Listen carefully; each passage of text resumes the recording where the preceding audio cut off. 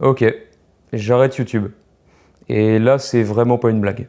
Déjà pour commencer, les dernières intros de la série de la chaîne sont sorties. Ça s'appelle La fin de Cinérama. C'est disponible sur YouTube, donc n'hésitez surtout pas à aller voir. Je suis super content du résultat. On a bossé avec une super équipe. On était une quinzaine de personnes à peu près, une vingtaine en tout parce qu'il y a eu 2 périodes de tournage différentes. À la base, ça devait être 3 intros qui devaient sortir avant plusieurs vidéos. Et j'ai sorti tout d'un bloc de 10 minutes. N'hésitez pas à aller voir ça, ça me fait super plaisir d'avoir sorti ça. Et ça fait plaisir de pouvoir conclure un peu tout ça, cette série qui dure depuis 2 ans, d'une belle manière. Pour resituer, YouTube, j'ai commencé en 2012. J'ai 21 ans, je suis né en 2002, on est en 2023. Ça veut dire que dans ma vie, j'ai passé plus de temps à créer du contenu sur YouTube, à être youtubeur entre guillemets, à faire des vidéos pour YouTube, que à ne pas en faire. J'ai commencé avec une chaîne YouTube qui s'appelait Etoraptor GX, c'est quand j'étais jeune, j'avais 10 ans. C'est quand je faisais des ouvertures de boosters de cartes Pokémon en vidéo. Salut à tous, c'est Etoraptor GX. C'était le YouTube de l'époque. C'est-à-dire, on faisait des échanges par la poste avec d'autres gens qui faisaient pareil. J'avais genre 50 abonnés et tout le monde regardait un peu ce que tout le monde faisait. C'était une autre époque. C'était vraiment avant que c'était les David Lafarge, tout ça. C'était des gamins qui postaient sur Internet des vidéos de cartes Pokémon, quoi. À partir de là, du coup, en 2014, le 22 septembre 2014, j'ai encore la date en tête, c'est dire à quel point ça a été un truc important pour moi.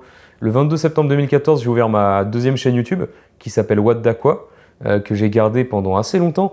C'est toute la période où j'étais au collège, jusqu'en première à peu près, donc de la 5e jusqu'à la première. J'ai fait plein de vidéos là-dessus, je faisais des sketchs, des courts-métrages, et c'est là-dessus que j'ai commencé à parler de cinéma. Parce que j'avais une émission qui s'appelait Instinct, que j'ai commencé en 2016. Et Instinct, il y a eu 12 épisodes. Et c'est l'équivalent de ce que je fais sur cette chaîne-là, sauf qu'à l'époque, j'avais pas mué et que j'étais jeune. Bonjour tout le monde et bienvenue dans Instinct, l'émission qui fait semblant d'avoir un décor. Et aujourd'hui, on va parler de cinéma. J'ai fait 12 épisodes d'Instinct et c'était vraiment, vraiment sympa. J'ai fait plein de courts-métrages à côté. En 2016, j'avais fait un court-métrage qui s'appelait Alone, qui est sorti en début 2017, que j'avais tourné dans mon collège à l'époque. C'est-à-dire qu'avec ma caméra, tout ça, avec mes copains, j'avais dit bon, je veux faire un film, machin.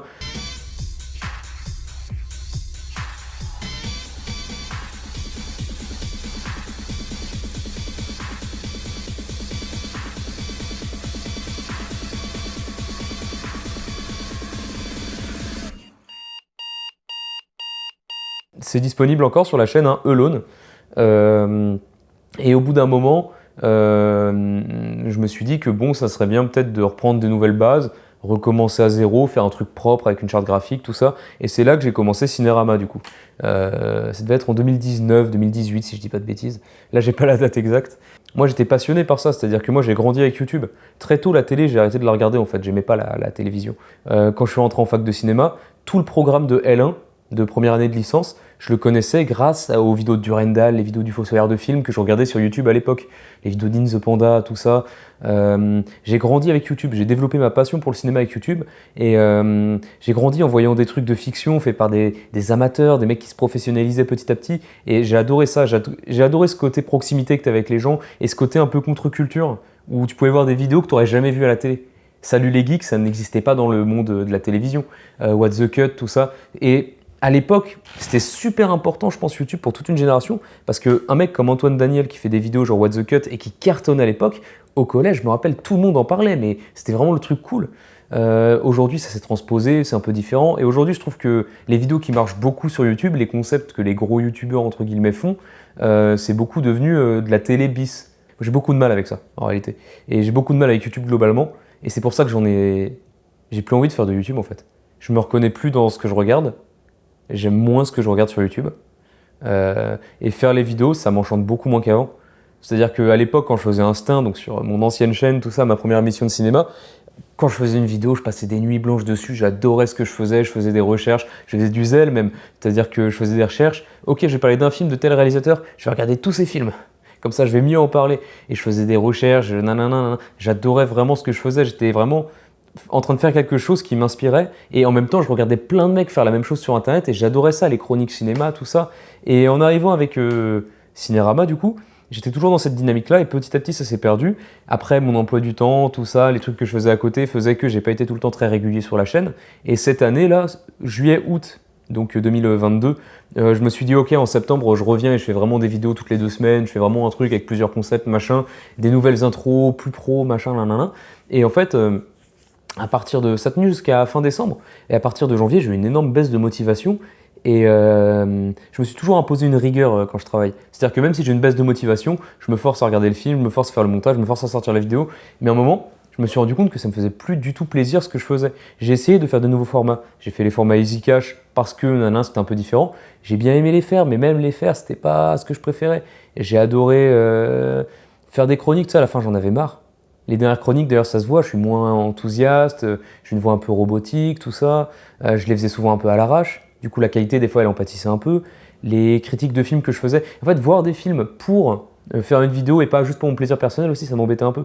Et écrire les vidéos, j'en avais marre. Voir les films pour les vidéos, ça me saoulait. Et faire le montage des vidéos, pareil, je le faisais de manière ultra automatique. D'ailleurs, on peut voir que sur les premières vidéos de la chaîne, je m'amusais à foutre des effets, des transitions partout. Les dernières vidéos, je le fais quasiment plus. Je fais un montage beaucoup plus basique, tac, pour le faire le plus vite possible. Généralement, je le faisais en une nuit blanche, juste avant de sortir la vidéo, parce que toute la semaine avant, je rechignais à le faire. En fait, j'en ai juste eu marre. Et c'est dur à dire parce que c'est une décision que je prends pas à la légère. YouTube, pour moi, c'est une zone de confort parce que c'est quelque chose que je fais depuis des années. Et j'adore faire ça depuis des années. Et là, je me rends compte que pour la première fois, j'aime plus faire ça. Et les seules choses qui me faisaient plaisir sur ma chaîne YouTube à créer, c'était les intros. Et là, je m'amusais vraiment parce qu'on peut faire du tournage. Et moi, ce que j'aime à la base, c'est le cinéma, c'est la réalisation. Et je me suis toujours orienté vers la réalisation. Et ces chroniques de cinéma que je fais, j'ai toujours vu ça comme un à côté que j'adore et qui me permet de diffuser aussi sur YouTube mes créations. Quand j'ai fait Province 13 par exemple, Province 13 c'est un court-métrage que j'ai fait, je l'ai sorti en DVD, c'est un DVD que j'ai fait moi-même, qui dure une trentaine de minutes, que j'ai fait sans aucun moyen, sans aucun budget, juste avant que je crée la chaîne Cinérama. Et je l'ai sorti du coup quand la chaîne, après avoir lancé la chaîne. Je crois que ça doit être la 4e vidéo de la chaîne, une bêtise comme ça. Et c'est un truc que je fais sans aucun budget, sans aucune équipe technique, sans aucun matériel.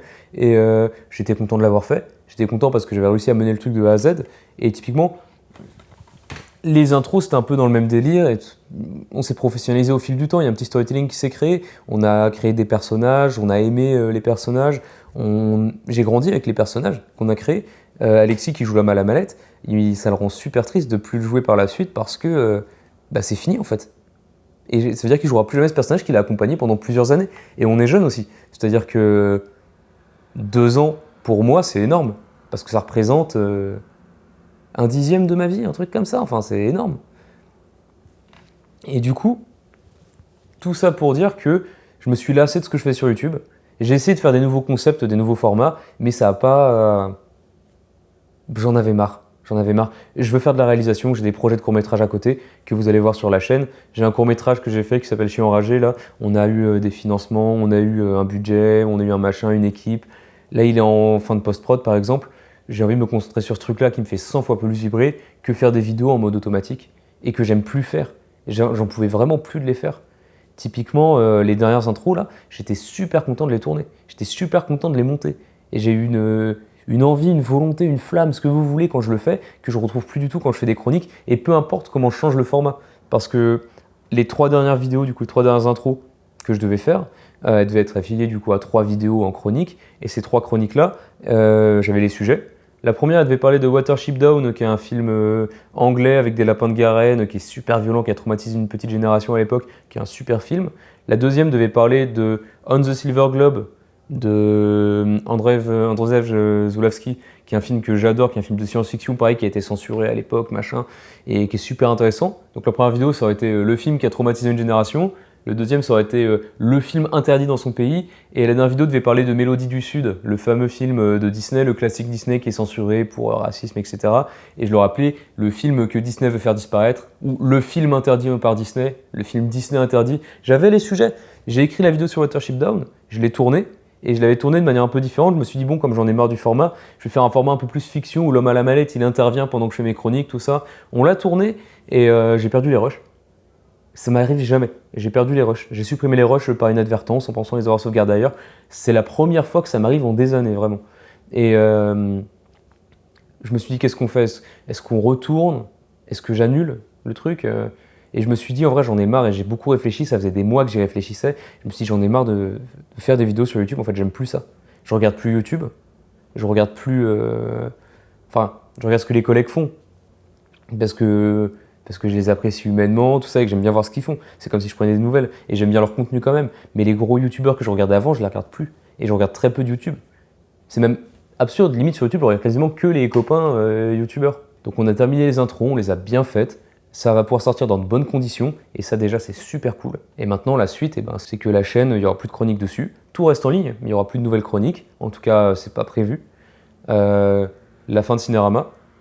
Et du coup, pour quand même pas laisser la chaîne vide, parce que la chaîne, ça fait longtemps que je la porte quand même, on a décidé de réétalonner et remixer le film Le Peintre, que j'avais réalisé pour le Nikon Film Festival. À cause des délais, tout ça, on avait dû l'étalonner et le mixer très rapidement. Mon ingé son, il avait plusieurs commandes en même temps, les deadlines, tout ça, ça avait été compliqué. Du coup, on a pris le temps, on l'a réétalonné proprement, l'étalonnage est 100 fois mieux, on l'a remixé 100 fois mieux, et je vais le ressortir sur la chaîne d'ici quelques temps. Et j'ai pris la décision aussi de reprendre toutes les intros avec L'Homme à la mallette, tout ça qu'on a fait. On a fait 2 saisons, on a fait ça pendant 2 années. Donc, il y aura 2 vidéos qui vont sortir. Cinérama saison 1 et Cinérama saison 2, je parle de ça, ce sera plus pour septembre. Et ces 2 vidéos-là vont reprendre toutes les intros d'affilée, réétalonnées, toutes réétalonnées dans les meilleures conditions, avec les remontées aussi, les images seront plus propres, plus stables, parce qu'on va faire ça vraiment de manière pro. Et surtout, tout remixé. Il y a des intros, les premières, où on n'avait pas d'ingé son, donc les prises de son sont dégueulasses. C'est pour ça qu'il y a peu de dialogue d'ailleurs au début. On va tout redoubler en studio, pour avoir vraiment le son le plus propre possible, tout faire remixer. Donc même les dernières intros, tout ça, on va les faire remixer bien propre pour que le son soit vraiment bon. Pas que ça soit moi qui le mixe tout seul chez moi. Vraiment un mec qui a un studio, qui a des enceintes, qui a un matériel pour mixer ça correctement, avec un vrai logiciel son, avec des vrais plugins, des vrais trucs et des vraies connaissances. Un mec dont c'est le travail. Comme ça, la chaîne s'arrête, mais vous aurez le droit, bon déjà aux dernières intros qui sont déjà sorties, au peintre dans des meilleures conditions, et en héritage entre guillemets, toutes les intros qu'on a fait, que vous pourrez regarder d'affilée comme ça, en 2 vidéos, saison 1, saison 2, dans de meilleures conditions, réétalonnées, remixées, rebruitées, avec des nouvelles musiques, tout ça. Enfin, tout sera au mieux, tout sera plus propre, plus pro, et je pense que c'est un bon moyen de finir la chaîne. Actuellement, j'arrive à vivre de la réalisation vidéo, et ça c'est super cool, parce que j'ai travaillé pendant des années pour ça, et je suis vraiment content de ça. Et YouTube, ça me prend du temps, c'est du loisir, et je m'y retrouve plus. Donc je préfère arrêter et me concentrer sur mes courts-métrages, tout ça, que je posterai toujours sur cette chaîne-là, mais je peux pas continuer à faire des trucs qui me plaisent pas et forcer, alors que j'ai pas envie, j'aime plus ça. Et ça me rend super triste d'en parler. J'ai l'impression que c'est vraiment une zone... J'ai passé plus de temps dans ma vie à faire du YouTube qu'à ne pas en faire. C'est dingue de me dire que là, ça va s'arrêter. Et j'ai créé une zone de confort avec le temps. Et là, je m'y retrouve plus, ça m'intéresse plus. Moi, j'aime bien quand il y a du challenge, j'aime bien apprendre, j'aime bien... Et là, j'apprends plus, ça m'ennuie, j'ai même pas envie d'aller plus loin sur YouTube. Et je continuerai à vous publier des courts-métrages, tout ça. Mon film Chien enragé, un peu comme Province 13, le DVD, il sera mis en vente. Après, il sera sur YouTube beaucoup plus tard, quand il aura fait un parcours en festival, tout ça. S'il en fait un, on espère. En tout cas, on va tout faire pour. Les intros, je vous dis, ça va ressortir réétalonné. Le peintre, ça va ressortir réétalonné. Et déjà, vous pouvez toujours voir la fin de Cinérama, qui est un peu la conclusion de tout ça. Et c'est bien que tout ça se conclut avec une vidéo de 10 minutes de court-métrage de série. Vraiment, on a essayé d'aller au plus loin possible de ce qu'on avait créé au début de la chaîne, en accompagnement des chroniques. Et c'est marrant que la dernière vidéo de la chaîne, entre guillemets, du coup, soit que de la fiction et plus de la chronique. Ça veut bien dire ce que ça veut dire. Je vais pas continuer plus longtemps parce que je pense que j'ai tout dit. Ça me rend super triste d'arrêter. Pour de vrai, hein. Je fais pas semblant. De toute façon, j'ai plus besoin de faire semblant. Là, c'est-à-dire que j'arrête, donc j'ai rien à gagner à faire semblant.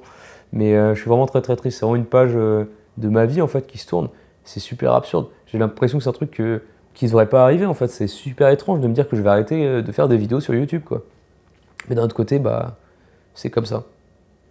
J'ai plus envie. Et ça fait plusieurs mois que j'ai rien sorti et bah, en vrai, ça me manque pas. Ça fait bizarre, mais ça me manque pas. J'ai l'impression d'être débarrassé d'une corvée que je devais faire. Et je pense que même pour le public, c'est pas, enfin même pour les gens qui regardent ce que je fais, c'est pas bien d'avoir un mec mécanique qui fait ça mécaniquement, ces vidéos, qui a pas envie particulièrement, qui s'éclate plus comme avant. Avant, je m'éclatais. Quand je faisais les vidéos sur Banlieue 13, tout ça, je m'éclatais. Les dernières vidéos que j'ai faites, je m'éclate beaucoup moins. N'hésitez pas du coup à mettre un like, vous abonner, tout ça. Non, mais allez voir en vrai à la fin de Cinérama parce que je suis super content d'avoir sorti ça. Ça, c'est vraiment le truc dont je suis fier. La vidéo que je fais là, c'est vraiment une vidéo parce que je pense que J'ai eu beaucoup de commentaires au fil des années, j'ai eu beaucoup de plaisir à parler avec tout le monde, tout ça. Ça, à chaque fin de vidéo, je le dis, que c'est un plaisir de vous lire, tout ça. C'est toujours un plaisir de recevoir un commentaire, de répondre à la personne, d'échanger un ou deux mots. Mais pour de vrai, c'est pas des bêtises qu'on dit comme ça, c'est vraiment bien. Et ça fait plaisir de voir que on a produit du contenu et que les gens l'apprécient. Ou que les gens l'ont vu au moins, tu vois. C'est un vrai plaisir. Donc, merci à tous ceux qui vont cette vidéo, tous ceux qui la verront pas, pour tout ce que tout le monde m'a apporté. Ça m'a fait beaucoup, beaucoup de bien d'être sur YouTube au fil des années. J'ai adoré tout mon passage sur YouTube. J'ai adoré tout ce que j'ai fait. Je suis content de tout ce que j'ai fait. Mais je pense que comme toutes les belles histoires, ça a une fin et mieux vaut que j'arrête maintenant plutôt que j'arrête quand j'ai vraiment plus rien à dire.